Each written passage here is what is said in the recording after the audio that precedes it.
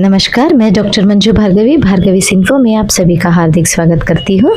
आज मैं आप लोगों को सद्भावना दिवस पर विषय प्रस्ताव करने जा रही हूँ। सद्भावना किसी भी समाज की एकता और शांति की आधारशिला होती है। विविधताओं से भरे हमारे देश में आपसी प्रेम, सहिष्णुता और भाईचारे की भावना अत्यंत आवश्यक है। इन्हीं मूल्यों को सुदृढ़ करने के उद्देश्य से प्रत्येक वर्ष 20 अगस्त को सद्भावना दिवस मनाया जाता है। यह दिवस पूर्व प्रधानमंत्री राजीव गांधी की जयंती के रूप में भी मनाया जाता है। सद्भावना दिवस का महत्व ऐसा है। सद्भावना दिवस समाज में सामाजिक, धार्मिक, भाषाई और सांस्कृतिक सौहार्द को बढ़ावा देता है। यह दिवस हमें यह स्मरण कराता है कि विविधता में एकता ही भारत की पहचान है। सद्भावना से ही हिंसा, भेदभाव और वैमनस्य का अंत संभव है।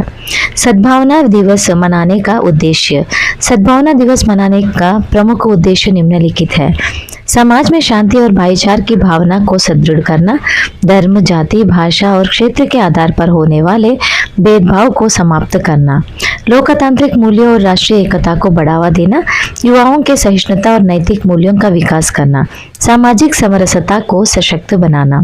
कार्यक्रम का शुभारंभ राष्ट्रगान एवं सद्भावना शपथ के साथ किया गया। संस्था के प्रमुख अधिकारी ने सभी उपस्थित लोगों को सद्भावना की शपथ दिलाई और समाज में शांति बनाए रखने का संदेश दिया।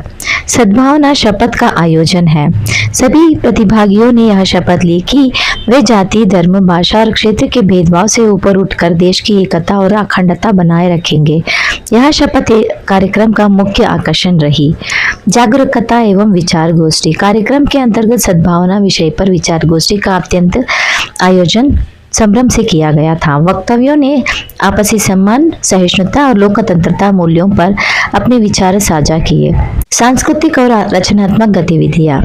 एकता पर आधारित गीत, नाट्य प्रस्तुति, कविता पाठ, भाषण प्रतियोगिताओं की प्रस्तुति की गई। विद्यार्थियों, कर्मचारियों की सहभागिता।